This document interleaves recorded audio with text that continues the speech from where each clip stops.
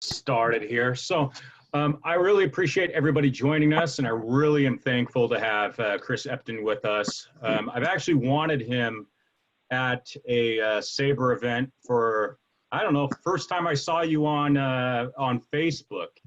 He was putting together the third edition of Roadside Baseball, and I saw a photo of him pop up on Facebook from the old Dunsmuir ballpark. And so he and I have been corresponding through Facebook for the last few years, but this is the first, in-person, or the new definition of in-person, the virtual definition of interaction with him, other than Facebook. So Chris is an author of more than 30 books, ranging from music, pop culture, baseball, travel, and Roadside Baseball, for us baseball nerds, is the perfect book. It's a great travel companion. Before I discovered this book, I would often do the research myself before doing my personal trips or work trips. I'd always try and add a couple of baseball sites. And Chris's book has really made it a lot easier, broken down real well by region, state, everything from stadiums, old sites, statues, grave sites, museums, restaurants, you name it. If there's a baseball connection to it, it's in that book. This is a great resource. And as far as Roadside Baseball, this is actually Roadside Baseball, the second edition. You could get it here in Kindle, which will make it even easier because you could always have it on you on your baseball trips or personal trips or work trips that turn into baseball trips. Again, I'm really happy and excited to have Chris. Definitely wish he was with us in person. He was going to be at our May meeting, obviously, with COVID-19. Schedules have changed. But I am glad he was able to join us today. So again, thank you very much for being with us, Chris. Take it away. My pleasure, Zach. Thanks for having me. And again, we will do it in person. You and I were trying to plan that. And I think these kinds of talks are accentuated when you can work a ball game into it and maybe do a talk and then go hang out at a game and just reflect upon things that we talked about. Because I know, the fact that you're all here like this, you're my kind of people, that you're into this kind of stuff. So thanks for being here. I'm from New York originally.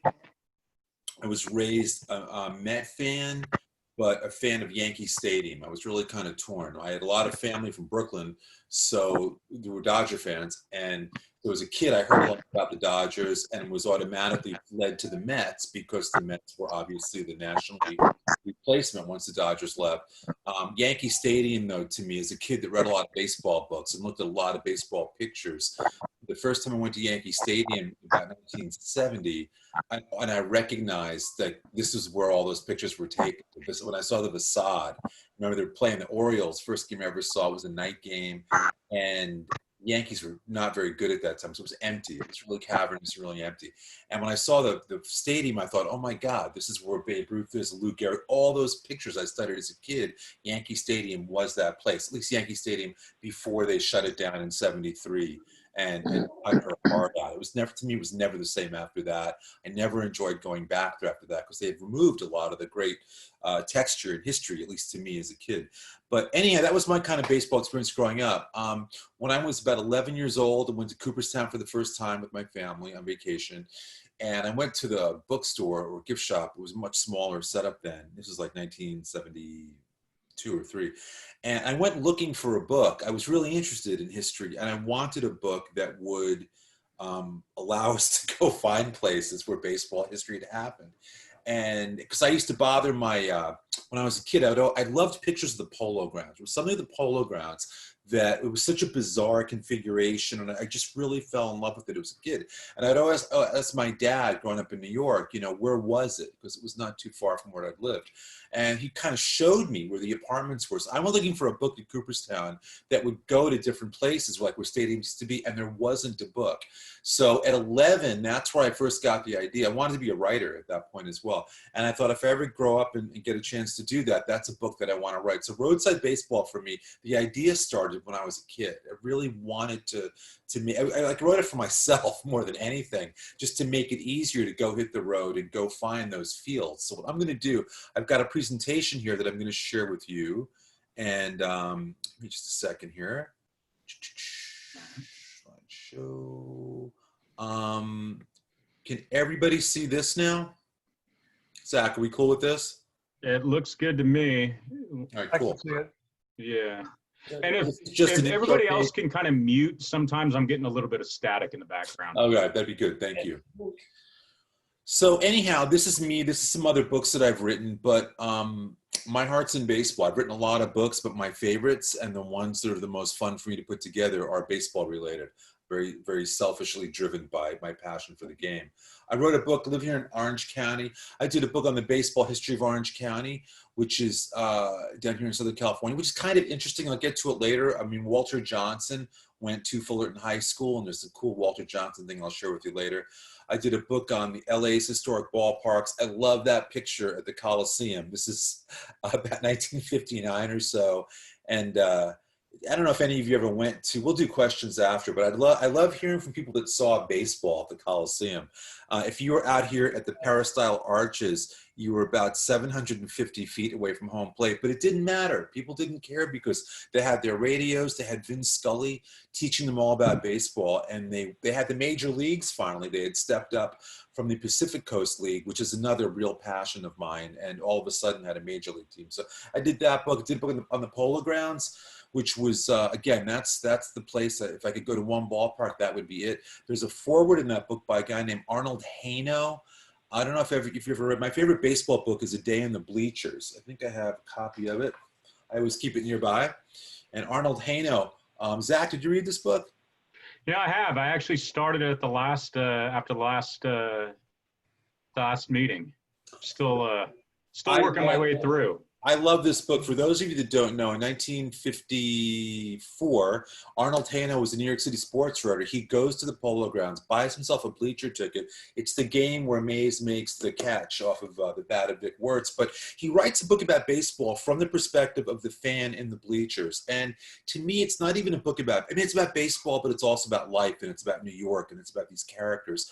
I love this book, and I've became friends with Mr. Haino over the years. In fact, I wrote an article in the LA Times Magazine a few years ago where I took him to a ball game. We went back to the bleachers with my son, and he, and so us three generations of ball fans watched a game from Dodger Stadium, and I wrote the article from his perspective of what it was like to go back. And then this Polo Grounds book, when it was due to the publisher, I had this last minute thought. The night before it was due, I wrote Arnold and I said, Mr. Haino, is there any way you'd write a foreword to this book? Because he grew up going to the Polo Grounds back in the 20s, in the time period this book covered.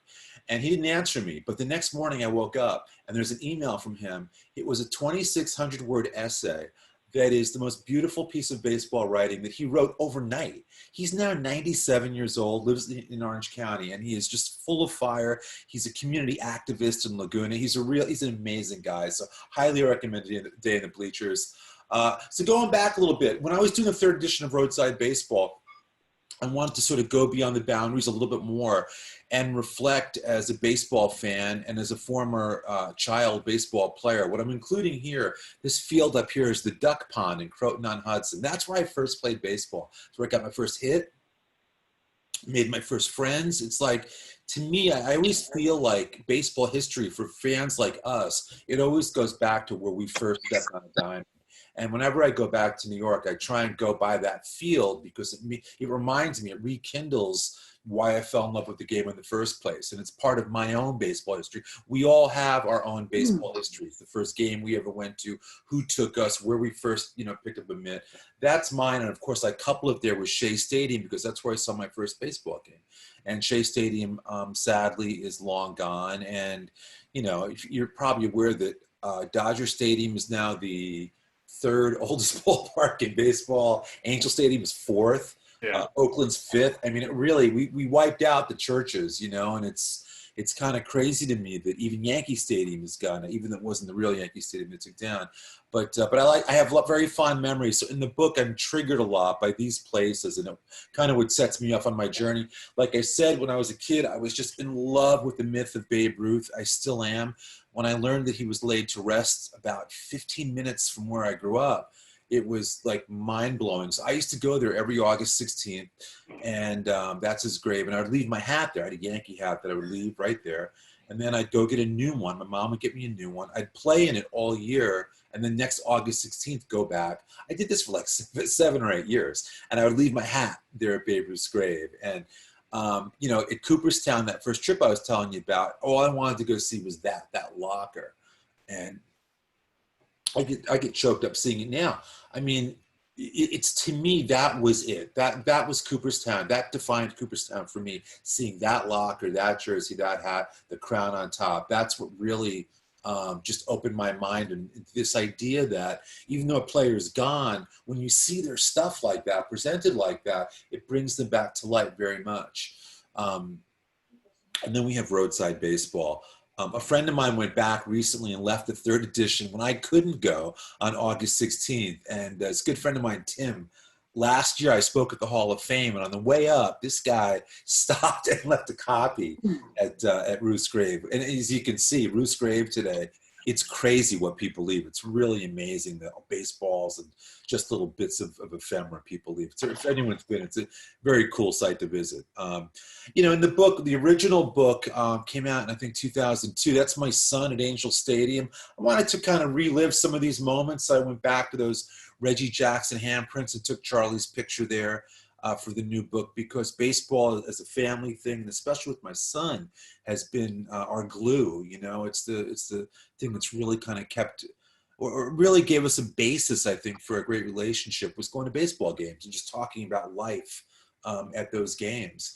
So new things in the book, you know, what's interesting is that I've done each edition is about 8 or 9 years between each edition. And a lot of things happen. What I really like is over the years, there's been this real sensibility of people wanting to mark and preserve things. So within that 10-year period, there's always something new, or a lot of things that are new that have been marked in plaques. Hank Aaron's home is a new addition in the book, and there's a cool story in there about that. The Roberto Clemente Museum. These are all new things that have happened in the last several years. I have a new chapter on films. I like, you know, we all grew up watching baseball movies, I'm sure to some degree. And I went out in the San Fernando Valley, where one of my favorites, Bad News Bears, was shot, and found that field. Interestingly, there was no field there. When the production company went out there, they built that field, and they said to the community, look, if we can shoot here, we'll create a field for you and leave it. It's still a Little League field today, you know, almost 50 years later, which I thought was kind of a nice thing as well. Similarly with the Sandlot, another favorite of mine. If you didn't know, that field where they play, it's not in Southern California. It's actually outside of Salt Lake City, Utah. And I went out there on a road trip with my daughter, actually, a couple of years ago, and went to visit that field. And you know, it's really weird when you step into those spaces, you know it, especially a film, you know it so well. And when you step out there, you're just kind of inserting yourself into those scenes. You can never, to me anyhow, you can never watch those movies the same way again once you've made yourself part of the scenery like that. Some new additions, there's been a great program. An anesthesiologist has made it his business to go mark the unmarked sites of Negro League ball players. And he's done an amazing job. I think he's got 36 or so. I include them all in the new edition of the book. You know, it's really, tell you, these people that adopt and embrace these projects. I'm kind of breezing through it here, but I interviewed him for the book, and it really is incredible when people, these labors of love, where they just inject, it's all passion, you know, and it's all sweat equity, they say. And they do it for the love of the game. And in this case, they do it to honor those forgotten players of the game. We all know the Negro Leagues, there's still huge stories to be told there. There's a park, it was a park in Indianapolis called Busch Stadium. I have a chair from there. In fact, more than a chair, I even have, someone sent me this when they read the book, a guy who worked there. He sent me the mail slot from the ballpark. It's in here. My office is a bit of a mess. Very cool. What's fascinating about Busch Stadium, Indianapolis, they shot some films there. I think part of Major League might have been shot there, but they don't play baseball there anymore. It was shut down, and they were tearing it down. It became a used car lot. But in the last couple of years, since the second edition of the book came out, it's now an apartment complex. You can live there. They kept the diamond. They kept the structure of the stadium. And like, that's where I want to live someday. Those are all apartments. And I think it's, it's sort of the ultimate repurposing. And if you're a baseball fan, again, there's a lot of great Negro League history on that field. Babe Ruth played on that field. So I thought this was, kind of a nice turn of events. I love, up in San Francisco, the museum the Giants have put together, I think is, Zach, I'm sure you've been there. A couple times, yeah. Yeah, I like it. To me, these letters that were outside on top of the Polo Grounds, it's like jaw-dropping. Again, I'm a Polo Grounds guy, so when I see things like this, it's just crazy. So the fact that I wrote an article about the museum, in fact, and I think they've done a wonderful job up there. It's a great place to visit. A lot of ballparks today, in the last 10, 15 years, have embraced this idea of creating museum space, which I think is wonderful. I really do. When I was a kid at the old Yankee Stadium, they didn't have a museum, but some of you might remember they had, it was they were up on one of the midsections. There were these 3 telephones, and one, if you picked it up, was Babe Ruth, one was Lou Gehrig, and I think the third was Joe DiMaggio. But by the early 70s, the tapes were so stretched that it sounded like playing a 45 record on 33. So as a kid, I thought Babe Ruth talked like this. But then I saw Pride of the Yankees. It was like, wait a minute, he's got almost like a high-pitched voice. So the Yankees subsequently, in their new ballpark, have a wonderful museum. But the Giants, I think, have established a terrific one. You can see over here, this picture of the Polo Grounds, these letters are the same ones that are up here. Speaking of the Polo, they're the letters right there, actually. I love this picture of the Polo Grounds. We'll talk a little bit more about this ballpark in a bit. But since then, there's a marker in New York City where Lou Gehrig was born, which I thought was wonderful, on the Upper East Side of New York.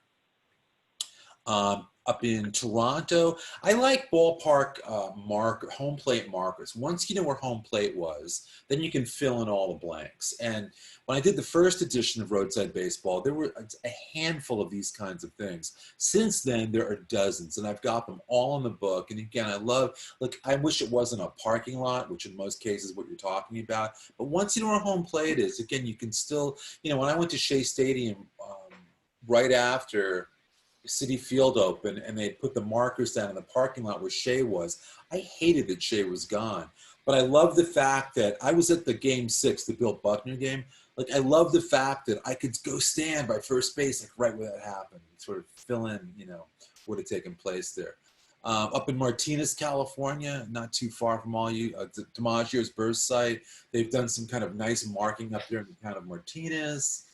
In Seattle, one of my favorites, where Six Stadium used to be, great PCL park, is a Lowe's, home furnishing place. And in the lumber section, you can see home plate down here with a batter's box and a little marker. And it's a little awkward getting in there, but they were very exact about where home plate was. And I think it's this to me is sort of like, this illustrates Roadside Baseball. You go through this whole lumber yard, and then bam, you're in the middle, and you realize, Babe Ruth stood right there, along with a lot of other players.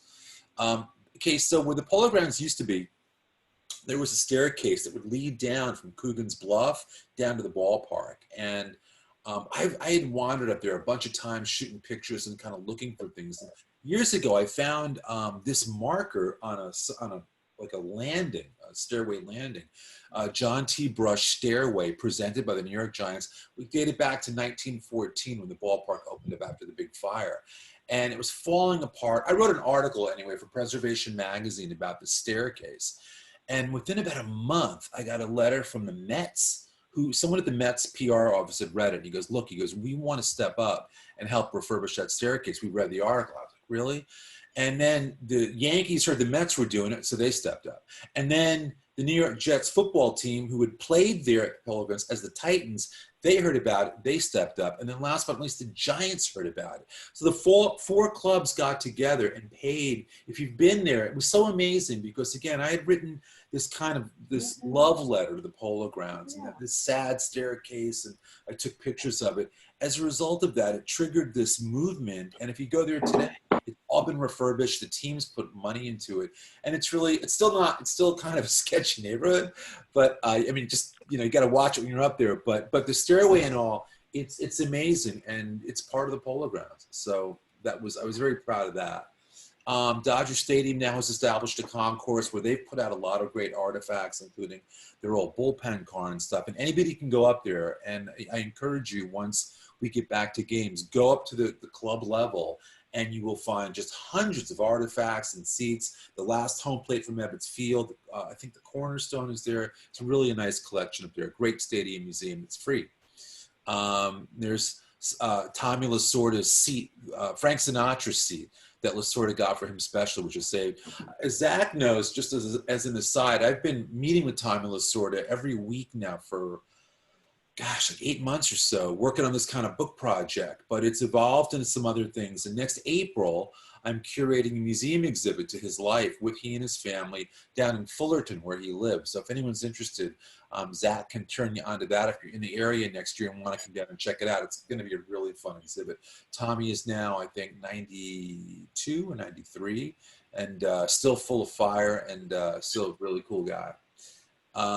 Okay, so ballparks. I love ballparks. The initial thing for Roadside Baseball was to go to places like, I never went to Shibe Park or AKA Connie Mack Stadium, but when I was a kid, you can see it's actually in the process of being torn down. See this here? My dad was from the Philadelphia area, and I remember as a kid in like 1970, it was after they had shut it down, we were down there visiting, and on the news it showed how the ballpark had caught fire, and it just broke my heart to like see it on TV burning, So anyway, if you go there today, I always thought this looked like a church. This was Connie Mack's office up here. Really beautiful setup. But today, if you go, it actually is a church. So there some poetic justice on that very site in Philadelphia. There is a church right where Connie Mack Stadium's at. Ebbets Field, of course, in New York, which I heard about. Growing up, I had uncles that would go to the games back in the 20s and 30s, and they're Italian. And they would make like sausage and peppers on rolls, and they would feed the players over the right and left field walls. I would hear these amazing stories of like Babe Herman and all these old time Dodgers, getting to know my relatives, with the food and stuff. So Ebbets Field is gone. Ebbets Field apartments are there today. Not a lot in the way of plaques or markers. I think there could be more there. But when I go back there, I kind of overlay here to give you an idea of where that entrance was. And again, when you blend the two like that, it really kind of I think it stops you in your tracks if you ever go there. Just imagine what a real neighborhood ballpark was like back then. Even if you hate the Dodgers, Zach, it's, that was it's one. a love-hate thing. I know, I understand. In New York, you're raised to hate the Dodgers. It's a bloodline thing. But Ebbets Field was obviously just a wonderful baseball environment, a real neighborhood park where players would take the subway to the games in many cases and knew the fans on that level. There's Jackie Robinson standing outside of it. And I like to line images like this up because I'll often go to these places and kind of stop there and just think about what took place there. And right down that crack in the sidewalk, it's like, there's no sign or marker there, but once you knew he stood there, it kind of gives you pause about, all of a sudden, this is sort of what drives me with a lot of books I've written, a lot of pop culture travel books. It's like that piece of sidewalk where he is all of a sudden very different than the piece of sidewalk next to it. There's something hallowed about it because Jackie Robinson was right there. I have, of course, in Cairo, Georgia, his birthplace is just on the side of the road now, no longer a house there. Pittsburgh, Old Forbes Field is one of the, I wish I could have gone there, and I just think it looks like a spectacular ballpark. In the original Angels on the Outfield, you see lots of great black and white footage of it.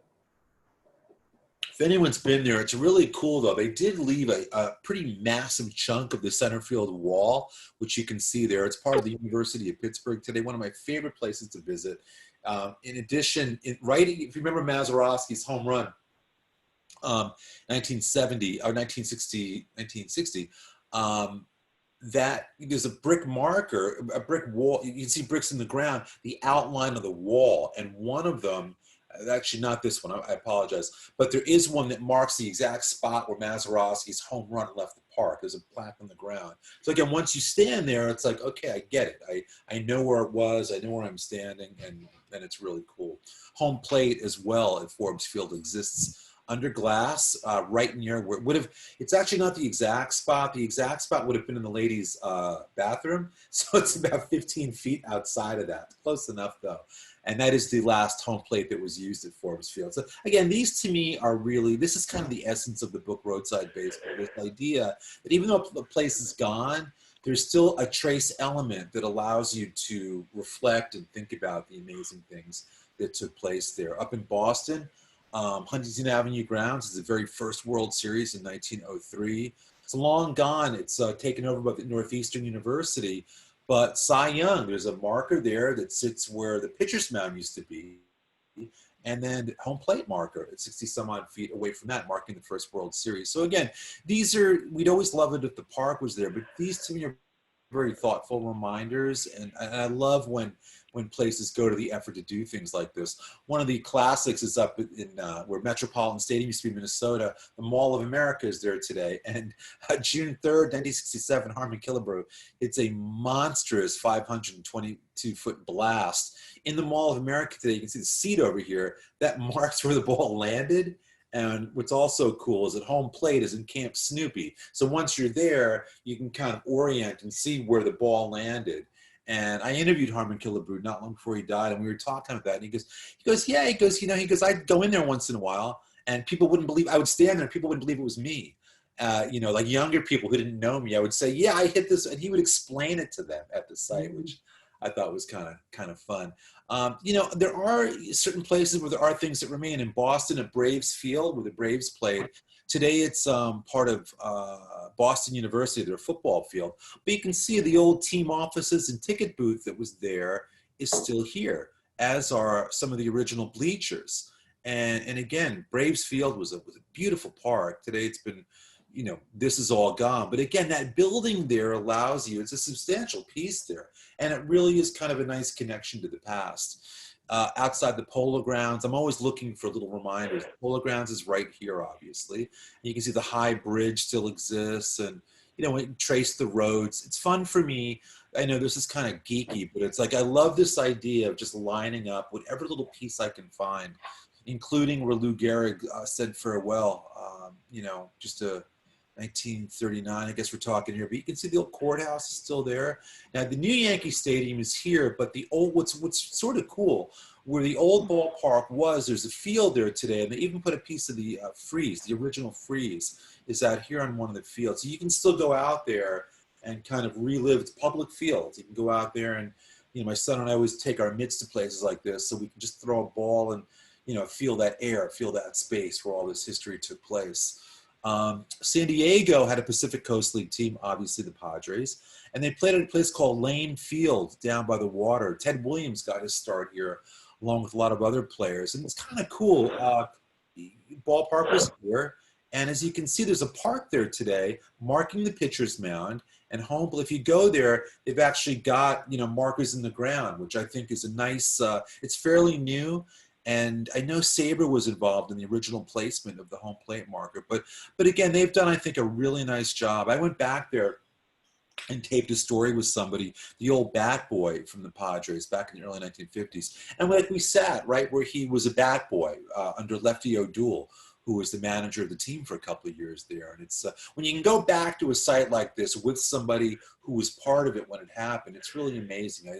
It's like going back to a battlefield or something where guys kind of detail what took place, and to have a firsthand witness there, to me, is always really valuable. I like when that happens. So that's San Diego. Up in Montreal, I used to love as a kid watching Met games on TV when they played the Expos at Jerry Park, and certain balls landed in a swimming pool, which you see here. The park is long gone, but there's a tennis stadium there now using part of the old ballpark, but the pool is still there. I went and visited that once. It was like, wow, I swam in it. It's like, this is where, Rusty Staub put it in here, and again, it's a whole tennis facility now, but again, they did use part of the infrastructure of the ballpark. Okay, so the Polo Grounds at Yankee Stadium, if you don't know, to me, it's just one of these amazing anomalies of how close these parks were. Here's Yankee Stadium. Of course, you probably know the Yankees played at the Polo Grounds till the early 1920s until they got Babe Ruth. And they didn't want to just leave the Polo Grounds. They wanted to kind of show the Giants up, like, we're going to do better than you. So they chose, it's like a spite move. They build their park right there, totally visible. But, I've spoken to so many fans who would attend like a day game at Yankee Stadium and literally walk over the McCombs Dam Bridge and go to a Polo Grounds game. And if you look today, they're really different. We'll go back and forth here. Again, if you can see the Polo Grounds this would have been parking here. As you'll see, this train bridge is no longer there. Yankee Stadium is no longer there. And when I did this comparison, they were still building the field here. But so Yankee Stadium bumps over here. Polo Grounds would have been right here. And, it's just surreal to me that two parks could have been configured that close to each other. In Milwaukee, it's kind of cool. County Stadium's gone, but they kept the original diamond there, so kids can play on it. And if you go to a game up there today, oops, sorry about that. I jumped ahead here. You can see if you've been there before, they have a really nice setup where you can go play catch on that field before Brewers games. Crosley Field, my son and I were there last fall, where the Reds played. Originally, home plate was down in this corner. Field gets torn down. Today, it's a corporate park. It's kind of nice there, though, if you go.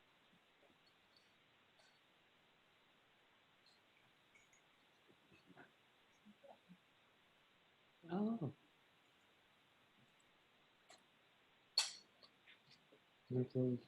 Lost connection.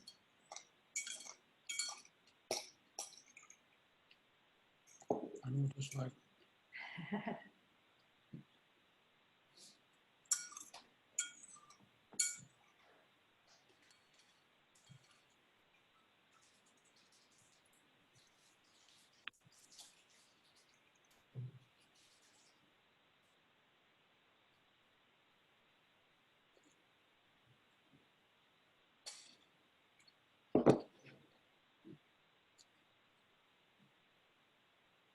Are we still on? Yeah, I think we lost a percenter. Oh. Oh, get him back on.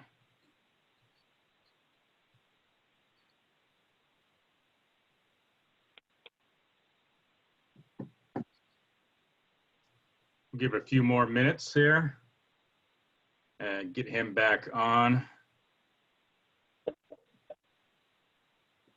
Here he comes.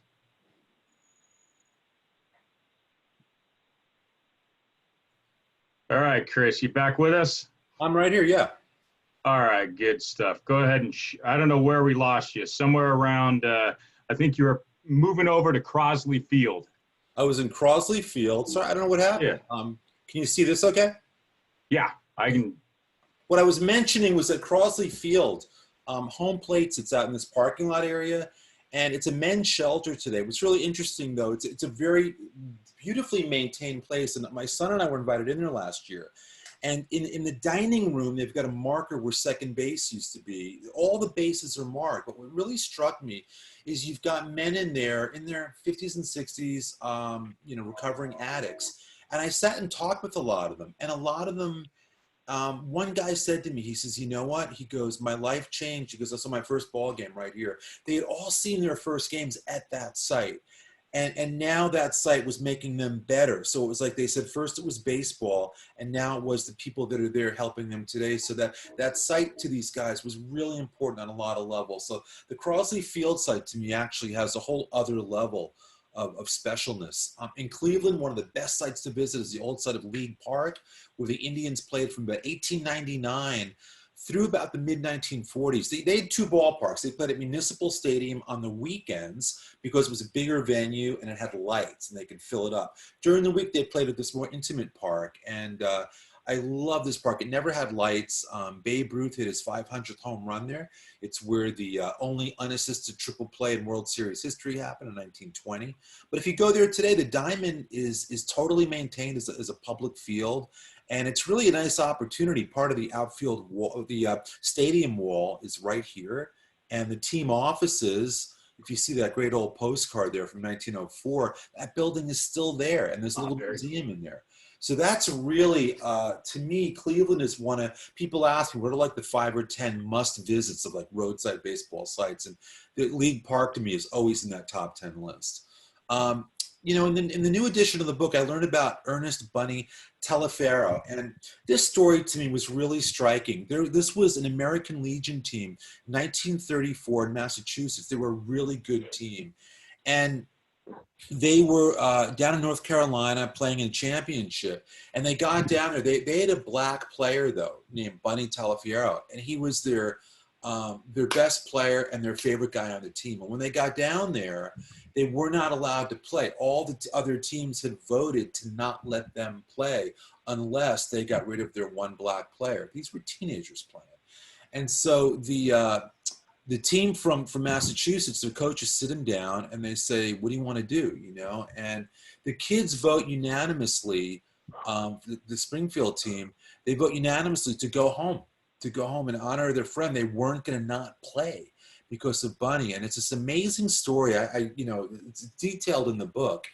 And they were really brave. And, you know, what was incredible is they went back home. If you go up to Springfield today, the field where they played is there. But what's really telling about it is there's a marker called Brothers All Are We. And it tells the story about the Springfield American Legion team, what they did, and it lists all the players. And, you know, it's funny.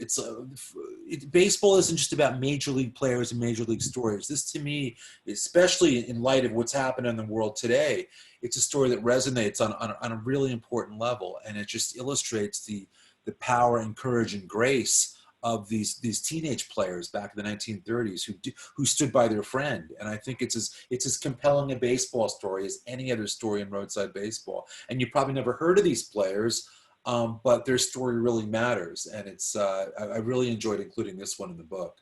Okay, so Babe Ruth. Zach mentioned Dunsmuir.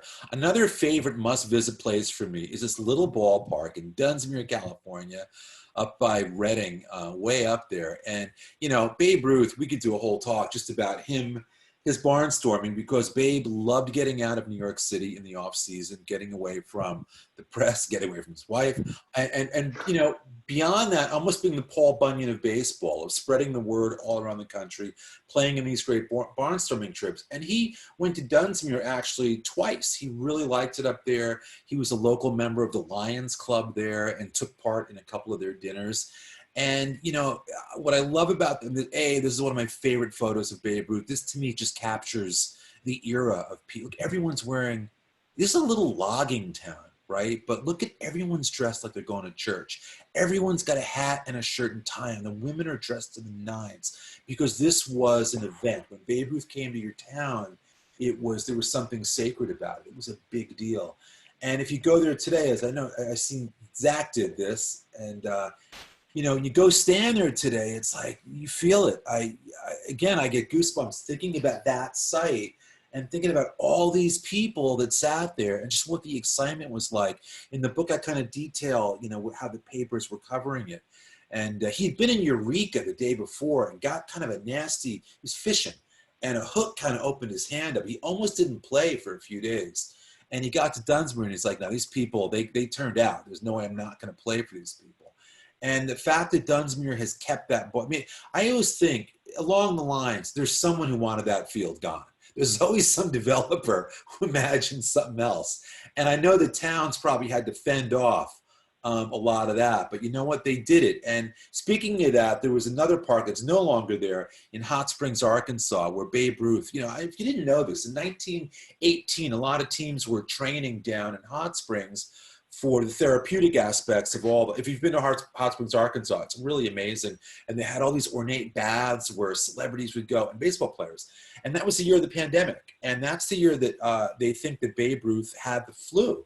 But what's really fascinating about Hot Springs, Arkansas, in 1918, so many players were either going off to war or getting sick with the flu. That's where the Red Sox said to Babe Ruth, look, you got to do more. We need you to do more than pitch. We know you can hit, so that's good. We'll have your bat in the lineup every day. But they needed him playing to fill in roster spaces. So the pandemic was actually, kind of aided his becoming more than just a pitcher. But something else happened there in Hot Springs. It's really amazing. So this is where the ballpark used to be, and home plate would have sat out there. Babe Ruth, they call it like the invention of the long ball. That spring, he hits a ball out of the ballpark, and it goes across the street. Here's where home plate was. He hits it out here, and it lands there's an alligator farm there.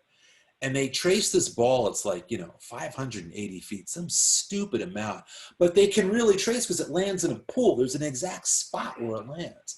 And that's where the Red Sox and everybody said, oh my, no one had ever seen anybody hit a ball that far before. And that's really the birth, they say, of this idea, this notion that, yeah, maybe there are players that can do this, that can hit something so far out of sight that it literally changes the game. And what's really amazing, I can't stress this enough, if you go there today, there's 1918, it marks the pond where the ball landed, okay, is there. I was there. You go in there, it's still an alligator farm. It's like an old school roadside attraction alligator farm. And you go in there and it's pretty intense. You can hold alligators, the whole bit. But what's amazing about it is when you go out to the pool where the Babe's ball landed, there's this alligator kind of off in one of the pools by himself who was in the park the day that ball landed. He's more than 100 years old. That alligator was there. So it's like, now again, maybe I'm the only one that gets crazy about this stuff. But when I saw that, I thought, you know what? I'm thinking of the alligator. It just, I got choked up. I mean, it was like, because all of a sudden there was a connection to that day, a first-hand connection to that day. So if you're ever in Hot Springs, Arkansas, this is a top 10 site. It's a top 10 roadside baseball site. So last but not, I think this is my last story, it might be.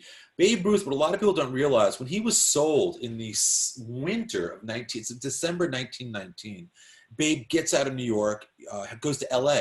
Back then, you think about that, he hops a train and goes to LA by himself just to get out of the city, get some warmth, and get away from all the media crush. Well, he gets sold when he's out there. And the only thing that's got to happen is the Yankees have got to get him to sign the contract. So they put Miller Huggins on a train, and they say, basically, go find him. He takes a train to California. He goes to the Biltmore Hotel where Ruth is known to stay. He's Miller Huggins, and he's getting little tips and clues.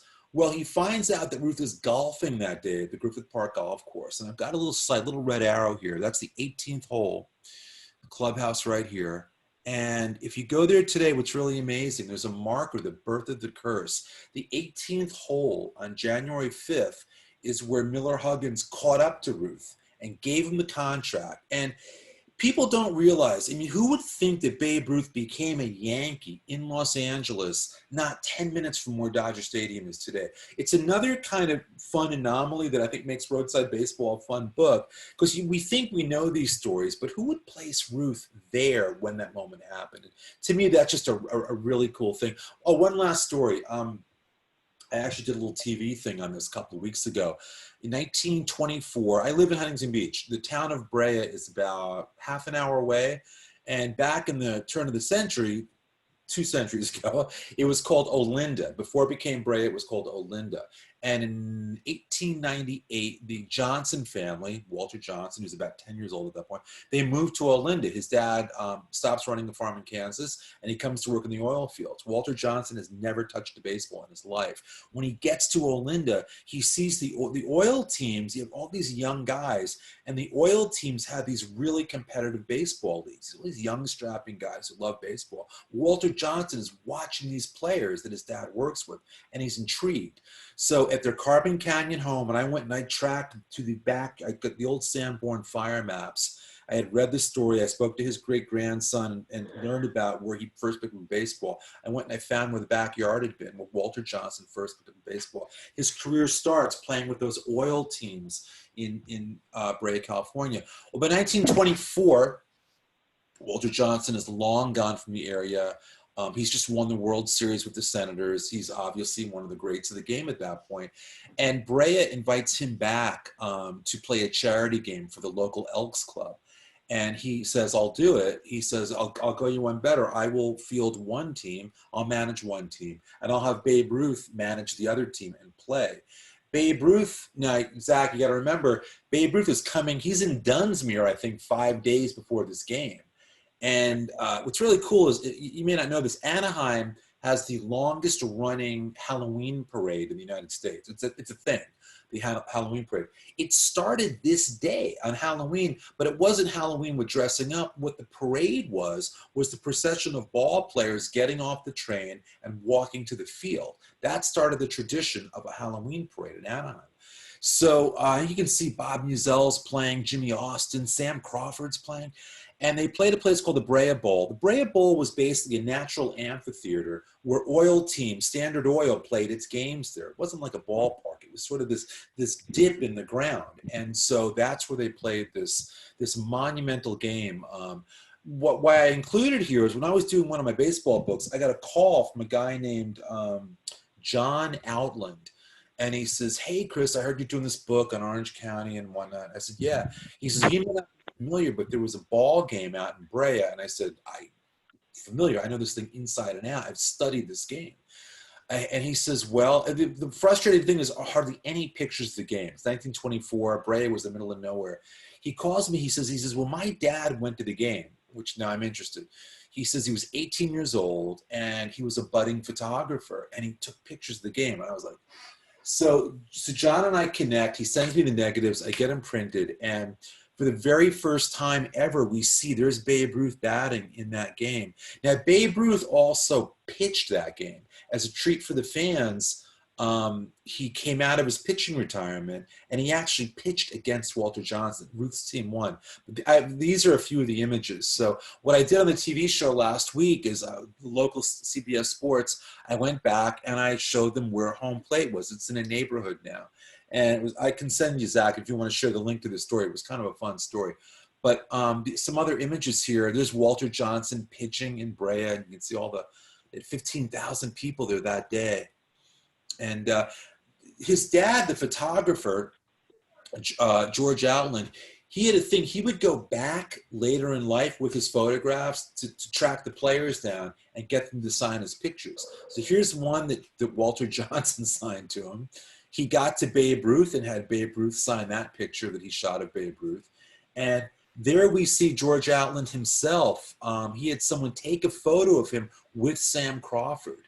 So when I see that, I have such a fondness for George Outland. Look what he's wearing. I mean, again, it's baseball, 1924. Look at how proper, and it's just, you know, the 3-piece suit and everything, and the bow tie. And Sam Crawford. This picture to me is just so wonderful that you could have that kind of proximity to those players at that point, and to get that close to Babe Ruth without security or anything like it.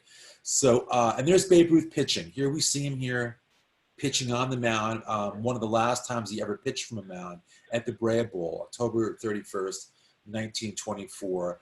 And home plate would have been right about here by this driveway. And, you know, it still sits, you can kind of tell, you know, it's sort of a bowl on the street over, you're kind of looking down. But home plate would have been here. And again, there's no sign, there's no marker. It's one of those places that you go to.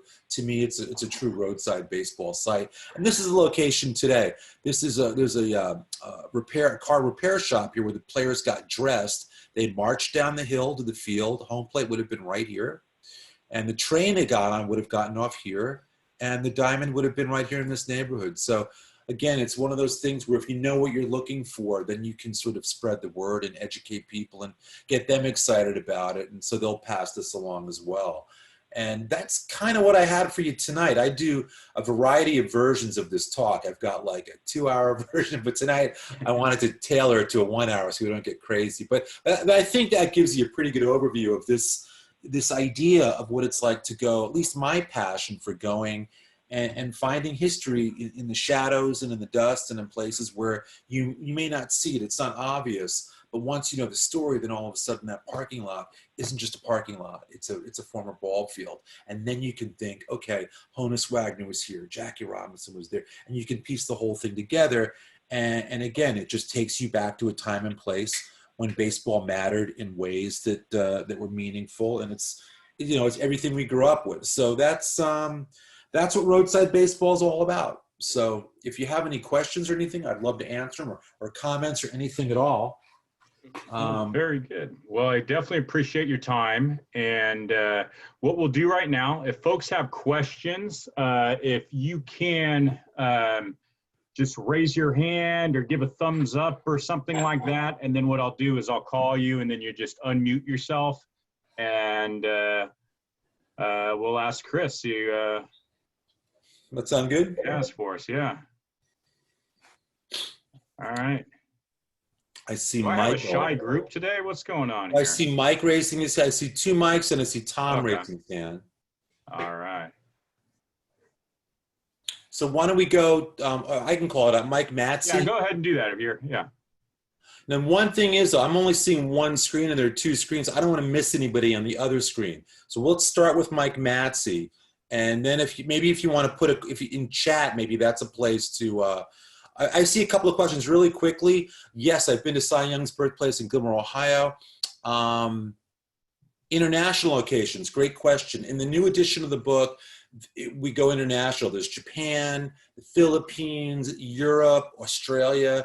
The new book really expanded and includes lots of different places, including a spot in Japan where Babe Ruth hit his first home run in Japan into a zoo. And today in the zoo, there's a statue where the ball landed, which is kind of cool to answer that question.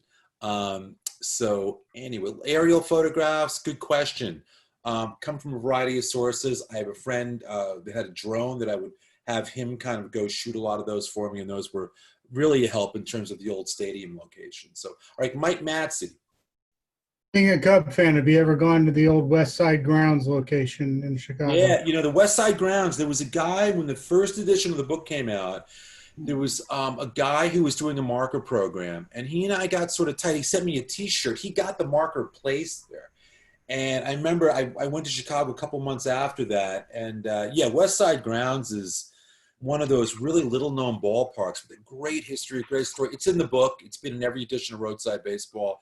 I know that, Wrigley gets all the love and that's fine, but West Side's got a great history as well. And I enjoyed Comiskey. I mean, I had the chance to go there a few times as well. And I loved Comiskey. I thought that was a great park as well.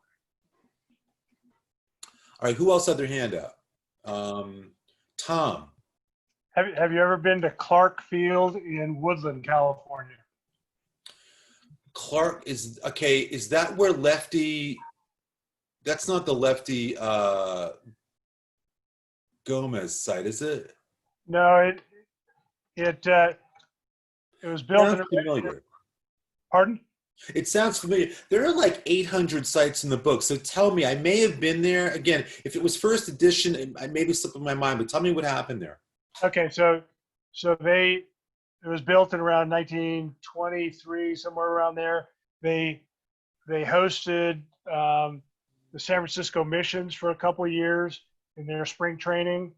So Joe DiMaggio ended up playing there. The Seattle Indians also did a spring training there for a couple of years. Is it still there? Oh yes. Is there a marker or something? The field is all there. They play high school baseball there. Woodland High School plays their baseball games there. All right, and I'm taking notes. It's people like guys like you, women like you. This is how I learn stuff because again, it's like there's always some little places like that. I don't know that I know that one, so I just jotted that down, Tom. And I know there's gonna be a fourth edition sooner than 10 years, so I appreciate that bit of information. So, did you play there yourself? No, I never played there, but I was mostly a basketball coach. But our high school team that I taught high school for 37 years, our high school team played there plenty of times. Wow. Well, I don't know that I know it. It's funny you said it and it sounds kind of familiar, but I'm definitely going to check it out. Thank you for that. You're welcome. Who else had their hand up on this Looks screen? like a Ryan Schroer. Yes. Hey, Ryan. Hi, how are you? I'm good. How are you doing? I was wondering, I know that Zebra just added Oscar Charleston's marker in Indianapolis. Are there any sites around the Indy area Oh yeah, I could check out? absolutely. I mean, Indy's got a bunch, including Busch Stadium that I mentioned. Yes, I've been there. The So, site where League of Their Own was shot is over there. There's a handful of sites. I mean, if you look at the book, I mean, again, that's baseball country. So you've got some good history there. There's some also. I've also included all the burial sites of Hall of Famers and Negro Leaguers. So I think there's a couple of good burial sites in there as well. yes. Is that where you're from, Ryan? I live in Columbus. That's Mike Pence's hometown. About Okay, 40 right. miles out of Indy. So yeah. Mm-hmm. Very cool. Who else had their hand up? Anybody? Screen 2. Any other questions here? I can only see. Like I said, this is, to me, it's like, I think baseball and travel go really well together. I think there's something about stringing together a few days, if there are, a couple of cities that are close to each other. And to me, it's not about just going to the baseball games. It's that downtime that you have as well.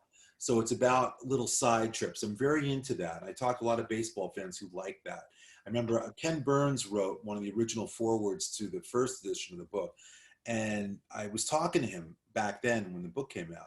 And he and I were both saying that. He goes, I love that idea that if you've got like a few hours before a game, you can go visit a final resting place or, a former stadium site. He goes, because when I do that, he goes, then I always enjoy the game that I'm going to more, and I think it's true. There in Anaheim, I go to a lot of Angels games and when you can go.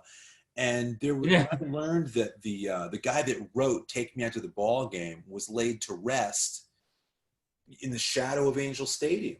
Jack Norworth.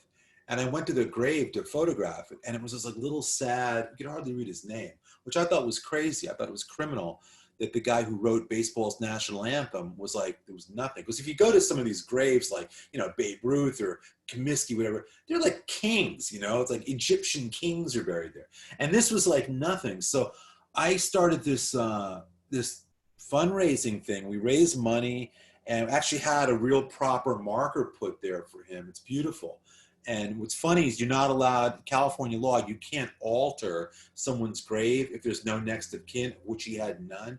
So we actually purchased a funeral, like a site for 2 people right nearby and put the marker there.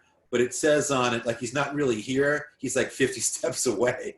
But it tells the story of the guy that wrote "Take Me to the Ball Game." So, baseball it's brushed up against so many places around the country, around the world at this point that, it's what drives me to write a book like that, because you never know where you're going to be. And if you're a real baseball fan, it goes beyond just the game you're going to. I think it really is. There is something about going to these forgotten sites and just thinking about what it was like if you could have shared the space with those players from 70, 80, 100 years ago. We'll give it one last call for questions before we close out. I see Daryl. Daryl. Raise your hand if you have anything. Hey, Daryl. Hey, I just had a question. That was very good, by the way. Thank you. This is kind of weird to be talking to people all over the country. I know. It's fun. Anyway, so can you say more about Griffith Stadium? My grandmother used to work at Howard University, and they walk over the stadiums. So Griffith, Griffith is an amazing park. Did you ever go there? You're too young. So Griffith, obviously in DC, and Howard University's there. If you go there today, there's a hospital at the school, and that's where home plate. They've got a really great marker set up. I met this guy last year. I spoke here in Southern California, and this guy, older guy, waits for me, and he says, "Hey, you got to call me. I have a Griffith Park story I want to tell you." Great. So I meet him for coffee like a week or 2 later, and he tells me when he was a kid in DC, he was hired as he worked for the team. He was like a ball boy, ball kid, bat kid.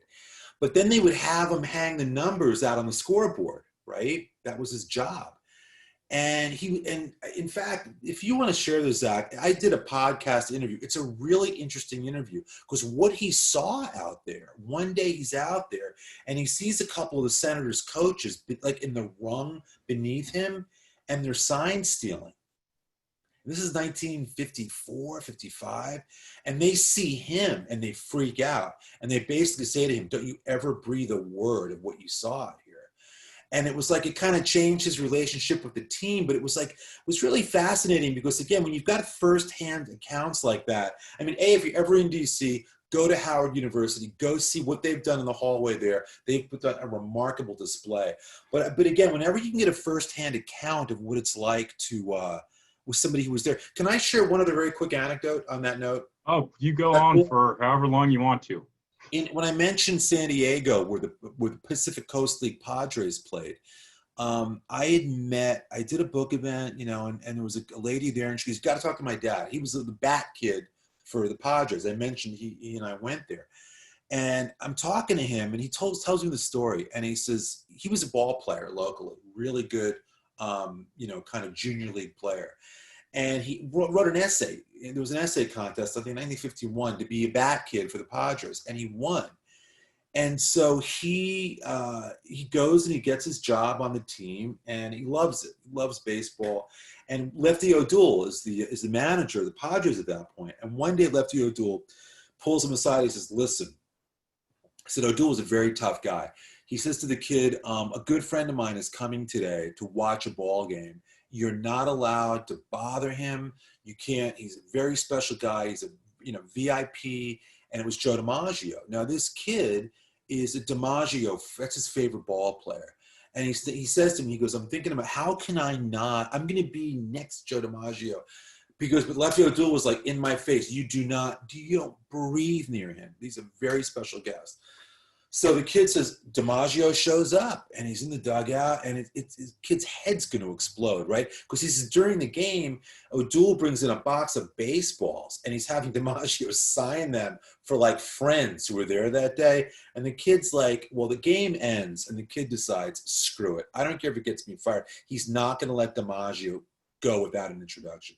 He goes to DiMaggio, and he says, "Mr. DiMaggio, Lefty said I'm not allowed to talk to you." He says DiMaggio puts him right at ease and says, "I'll take care of, don't worry about it. I'll take care of Lefty. It's a pleasure to meet you." And he says, DiMaggio says to him, "Can I sign a baseball for you?" The kid's like, signs it for him, gives him the ball, and the kid's leaving. And as he's leaving, DiMaggio calls him back, and he says, "Hey, my wife who hates baseball, she's been in the car the whole time. We're driving to Ensenada for a little weekend vacation. Would you like me to have her sign the ball as well?" And the kid knows he's married to Marilyn Monroe. Like every kid knew that back then. And he says, "Mr. DiMaggio, you know what? I would never, I only want your name on this ball." It's like, please. Today, Joe DiMaggio, Marilyn Monroe, dual sign baseballs. They could go for $250,000. But he didn't care. Like I said to him, "Do you feel like you missed out?" He goes, "No." He goes, "Because I didn't want her name on it. I wanted Joe DiMaggio's name on there." And what's really cool about it was this guy's son grew up to be a pro ball. He played for the Padres, and now I think he coaches for the Diamondbacks. It was a very cool baseball story. But again, my point, I guess, is when you know somebody firsthand, like that scorekeeper in DC, like the bat kid, and you're at the location, and he's saying to you, "Okay, so the dugout was right here, and I met DiMaggio right," and you're in that space. It's like, you can see everything around you. You can see the ballpark. You can hear the noises, and it all comes to life. There's nothing like having somebody there. I know, Zach, you've done a lot of interviews. There's nothing like that connection when somebody's telling you a story firsthand. That's the best. That's the best way to write from, because you're getting it straight from the horse's mouth, and it really makes it special. Graham, did you have a question? I thought I saw you wave. No, okay. Nope, no more questions. Okay, anybody else? Actually, you know what? I did think of one question. Yeah. So you've been a lot of places and you've seen a lot of things. What's one thing that you haven't found yet that's out there that you'd like to see? That's a really good question. I think the one of them is really crazy. There was Babe Ruth lived up in Sudbury, Massachusetts when he during the time when he pitched for the Red Sox. Had his house on a lake. And supposedly he got drunk or was in a good mood one night, there's a piano. You may have heard this story. And they push it on the ice. It's wintertime. And Ruth plays piano on the winter night on the ice and goes in and leaves the piano out there. Leaves it there. Spring thaw comes and the piano sinks to the bottom of the lake. And there have been teams that have gone out there to try and find Babe Ruth's piano. Like, that's very intriguing to me. I'd like to be part of the team that does that. The other thing is, there was the day I mentioned in Brea when Ruth played Walter Johnson. Ruth hit 2 home runs that day. And one of them may have the ball in a local museum. The other ball supposedly landed in an oil field. Some tape measures put it like 580 feet, again, some ridiculous distance. But I'd love that ball to me. I would always thought it would be kind of interesting to track down. You know, that was one thing. So those are a couple of things. You know, there's one thing I learned that kind of from the very first edition that I found very poignant, because I get asked sometimes, like, what surprised you? And if you've all seen Pride of the Yankees, I'm assuming, we all know kind of the Lou Gehrig story of how he pulls himself out of the lineup in Detroit. And in the book, in Roadside Baseball, I have the hotel lobby where he told Joe McCarthy, I can't play anymore. And then at the ball at Tiger Stadium, that's it. And it was always thought that was Lou Gehrig's last time in a uniform on a diamond, which for all intents and purposes it kind of was, except for the fact that year the Yankees, it sounds bizarre, but certain teams back then would schedule mid-season exhibitions against their farm clubs. So 3 weeks after Gehrig pulled himself out, the Yankees were slated to play in Kansas City at Old Municipal Stadium, and against their what would then be like their AAA. And Gehrig had heard that tickets were sold, assuming he was going to be there. And he felt badly. He's getting really sick at that point. So he suited up for that. His actual game was there. He actually suited up. He played the first 3 innings of that game. And then he left the game. He got on a train and he went straight to the Mayo Clinic, which is where he was diagnosed. So that to me, the stadium's gone, but it's a park today. I remember standing there thinking, wow, this was really the end of Lou Gehrig. This is where the last time he ever, save for when he made his Luckiest Man speech, the last time he was ever in a uniform on a diamond. And that for me, because again, grew up in New York, Pride of the Yankees is like, that's like, it's sacred, it's gospel, that movie. Which was shot, of course, I didn't include in my presentation tonight, but Wrigley Field, the original Wrigley Field, was in downtown LA. That's where they shot tons of movies. That's where they shot the TV show Home Run Derby. And, Wrigley was a really noted field. And also briefly, Wrigley, who owned Wrigley Field, also owned Catalina Island, which is why the Chicago Cubs trained there for 30 years, 1920 to 1950. They trained out here on Catalina Island, lived, by Wrigley's mansion and all this. So there's great, great Wrigley Chicago connection out here as well. So, but Wrigley Field in LA was called Wrigley before the one in Chicago. Interestingly, that was Wigman Field up until, a couple of years after Wrigley in LA opened up. So. Anyhow, I could ramble about this stuff all night. This has really been fun. Great questions. I appreciate it. And again, I hope we can do it in person. I know everyone's like, I'm going to look at the questions one more time here. I know that we're talking around the country here, but okay, Rec Park in San Francisco, terrible fire. I've got that in the book. Evansville, Great Indiana Stadium. Yes, I recommend the 3rd edition. It's the most complete. It's the most comprehensive. It's Road Scholar. That's Greg. Thank you. That's a very clear. Appreciate that. The 3rd edition. Oh, any markers on Catalina? Yeah. Well, there's one where the field used to be, and they actually put the field back there. But what the marker is it's the marker that was at Wrigley Field in LA. There was a war memorial marker there, and they took that plaque and they put that out on Catalina, which is kind of a nice connection to the LA field. Interestingly, the very last event that was held at Wrigley Field right before the stadium was torn down in 1969, and I interviewed the guy who was part of that day, was Alice Cooper. Alice Cooper played a show with Frank Zappa. That was the last event at Wrigley Field in LA in 1969. So I'm a big music fan too. So I like when things kind of cross over like that. So anyway, with that, you guys, this has been really fun. Zach, thanks for the invite. I mean, I appreciate this.